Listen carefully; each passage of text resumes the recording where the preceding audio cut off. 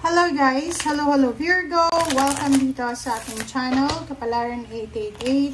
Welcome guys! Alamin natin Virgo kung anong messages, vibration, gabay energy para sa lahat. I hope na makuha mo yung energy natin. Okay, Virgo, wow! Virgo, congratulations! Kasi posibleng makatanggap ka ng good news. This is love life. Posibleng may makatanggap sa inyo. Kung single ka, this is for single Virgo, may magkakagusto sa'yo. Pwedeng this is offer of love, offer of support, offer of emotional, and partnership, and then yung mga friendship, parang gano'n. So, posibleng makatanggap ka ng, like for example, galing sa kaibigan mo, kung naghahanap ka ng trabaho, naghahanap ka ng love life, may mga kakilala ka na posibleng i-recommenda ka or i-recommenda sa'yo.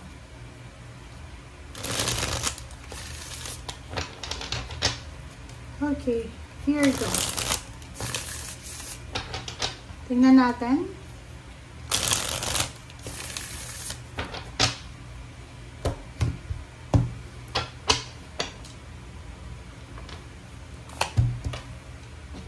Nine of Earth. Wow.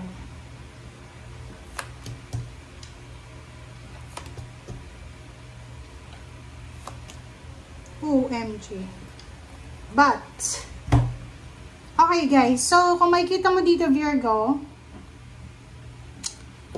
nakikita ko sa'yo dito na may mga Virgo na nag-aim talaga kayo. Kumbaga, pangarap nyo na mabuhay na kontento.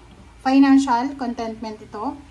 Yung parang pangarap mo na magkaroon ng mataas na sweldo, stable na trabaho, makapag-travel around the world.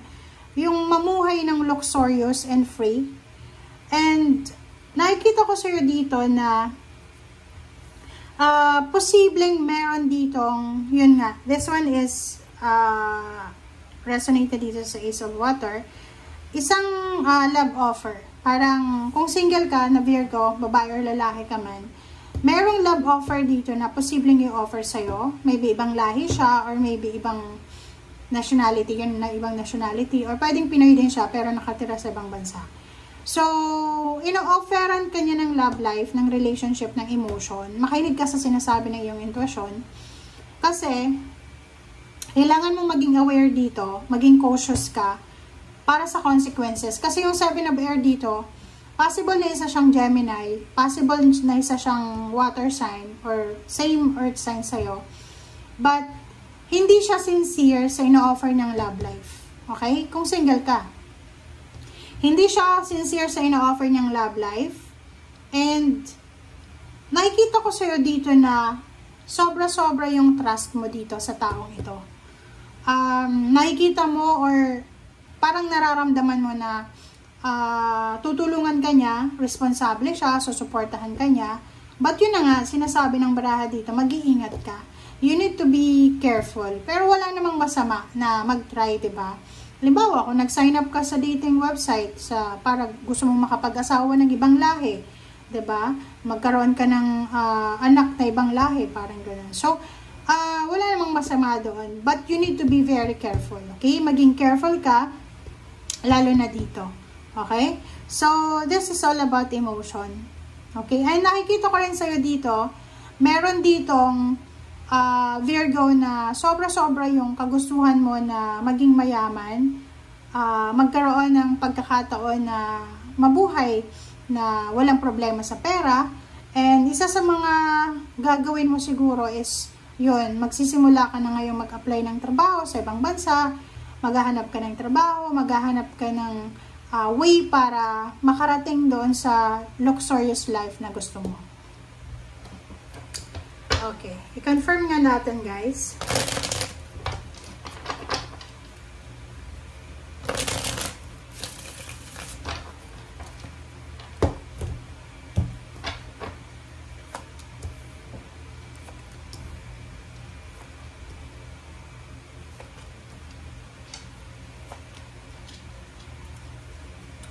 Okay. So, yun. Is confirmed, guys. Nakikita ko, sir, dito na may Virgo talaga na yung pinaka-focus niya na gawin ngayon is gawing balance yung pera.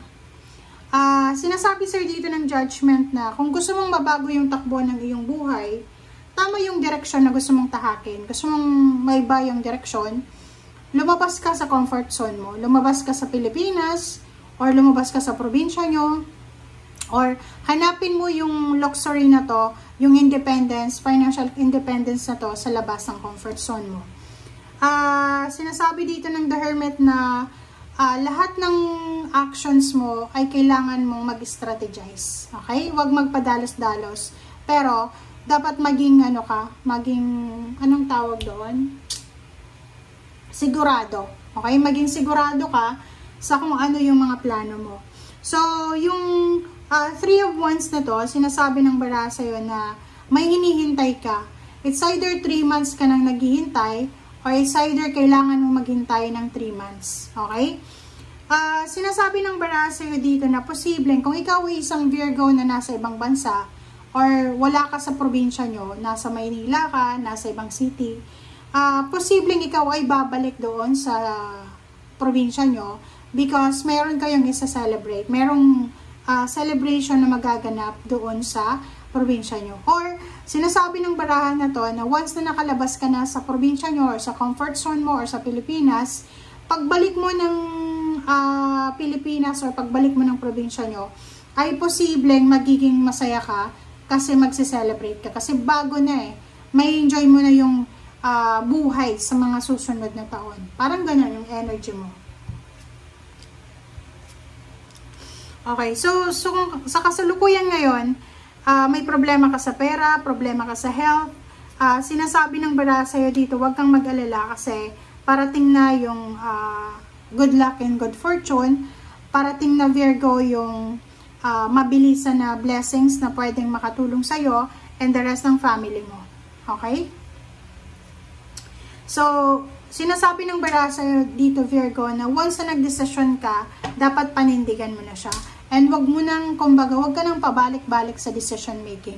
For example, nakapag-desisyon ka na mag-travel, international, i-go mo na siya. Okay? Wag ka nang bumalik pa dun sa dati mong mindset, kanyan ganito.